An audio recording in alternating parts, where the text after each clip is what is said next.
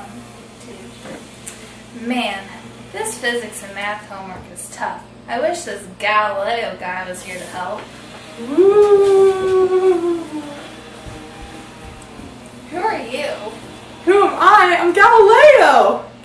Galileo? You know, famous physicist, scientist, mathematician, astronomer. I'm the guy you're studying in your books. Oh, okay. You don't know who I am. You know what? Let me just sit down and give you a little lesson here, honey. Okay. My name is Galileo Galilei, and I was born in Pisa, Italy on February 15th, 1564. My father, Vincenzo Galilei, was a musician. He was really good. And my mother was Giuliana Deleghi and Monti. And my family belonged to nobility. We weren't rich though. We were just, you know. In the early 1570s, my family and I moved to Florence, and in 1581, I was sent to the University of Pisa to study medicine. But while I was there, I was like, medicine is just not my thing. So I decided to do math. That was more my thing. Yeah, and I later became a professor in math. I could help you out with some math homework, yeah. So in 1585, I completed my 4th year of studies and returned to Florence without a degree. From 1589 to 92, I taught math subjects at the University of Pisa. Don't know if you've heard of the famous Leaning Tower of Pisa, it's kind of the same thing.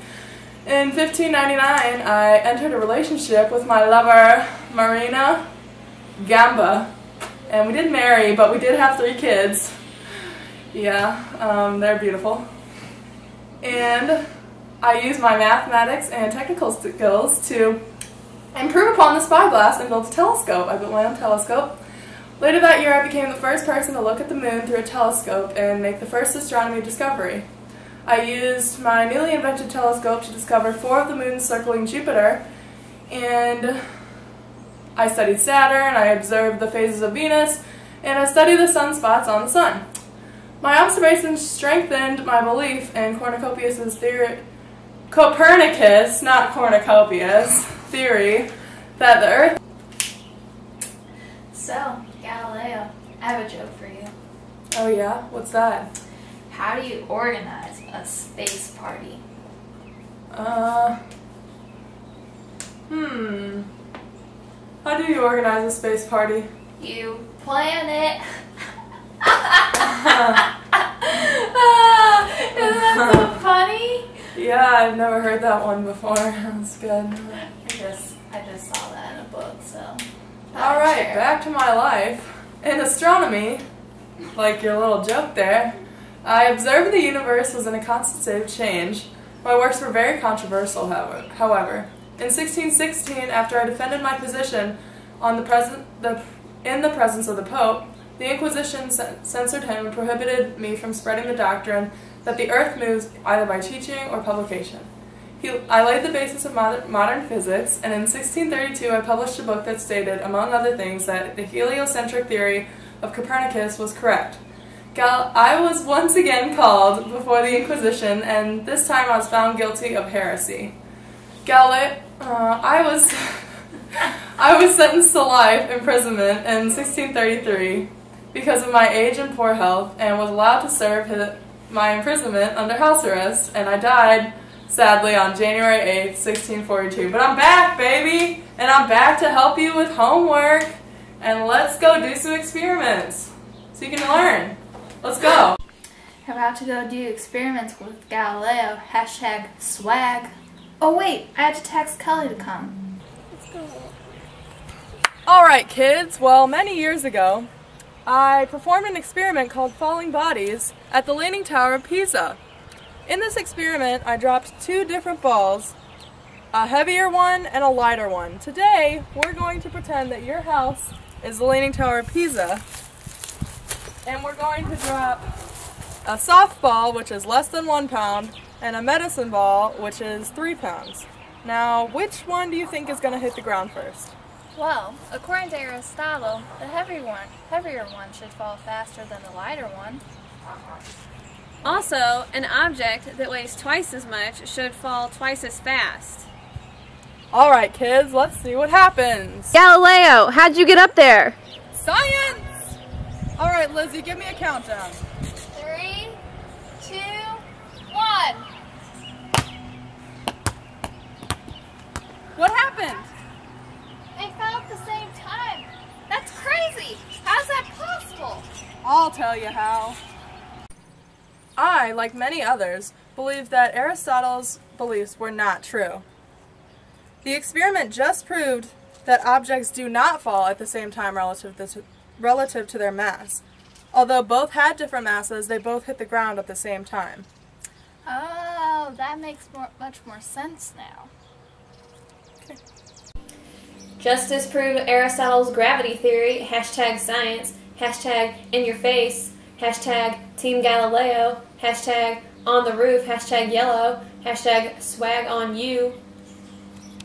Alright kids, for this experiment we're going to be dealing with projectile motion. So I'm going to take one ball and drop it while sliding this ball off the surface at a downward motion.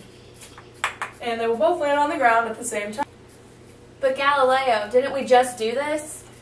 No, this is a different experiment. Both balls weigh the same, but he's going to push one and drop the other. Oh. Wait, is that potpourri? Yeah, just go with it. Okay, now it's science time. Lizzie, can I get a countdown? 3, 2, 1.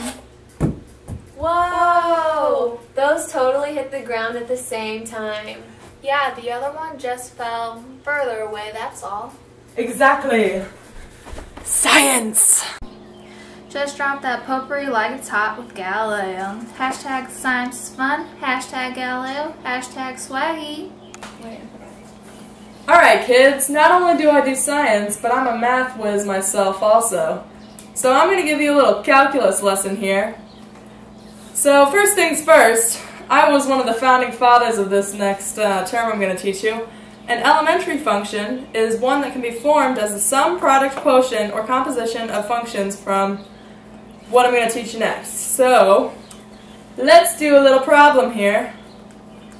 So my beard came off. Whoops, that's not supposed to.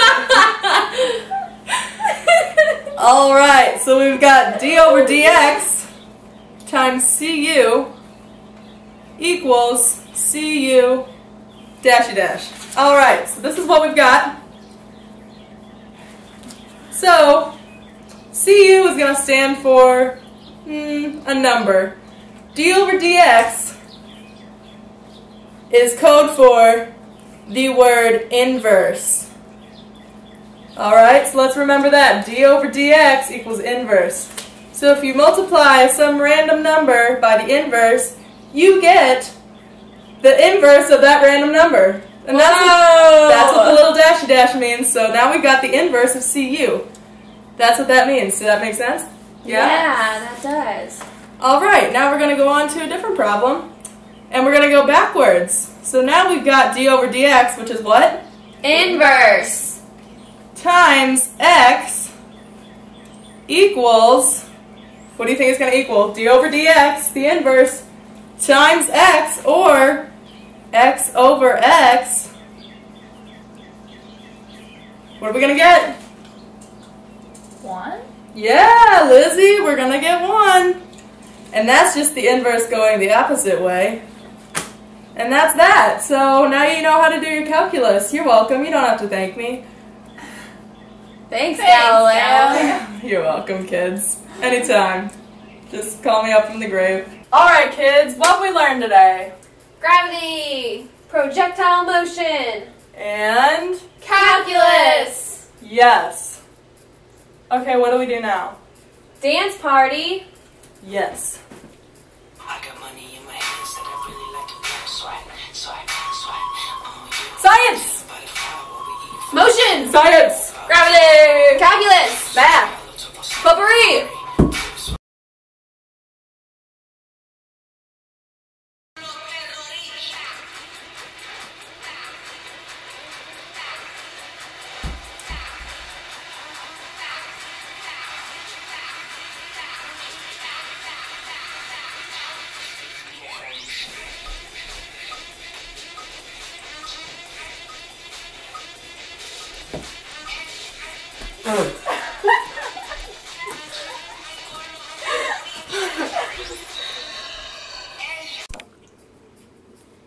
Hashtag fear the beard. Lizzie, you gotta be in the shot too. Oh, I do? Okay, well, it's recording. Okay, what? Here. You just stand and watch. Whoa! What's his name? Galileo. Galileo. Whoa, Galileo! How'd you get up there? Science! Nice. Oh my god, what are we saying? Oh, give me a count off, Lizzie. Okay. We're gonna start over? Yeah. Okay. Whoa, Galileo! How'd you get up there? Science!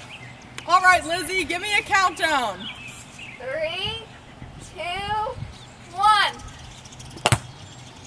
What happened? They fell at the same time. How's that possible? I'll tell you. Stop. Like how you have pink shorts on. Alright, kids, so what'd you learn today? Gravity, projectile, Motion. motion. Projectile! Motion! Is it recording?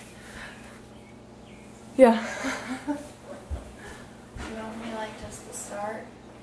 Yeah, that's fine. Okay. Man, this physics and math homework is tough. I wish this Galileo guy was here to help. Who are you? Oh my god, the baby.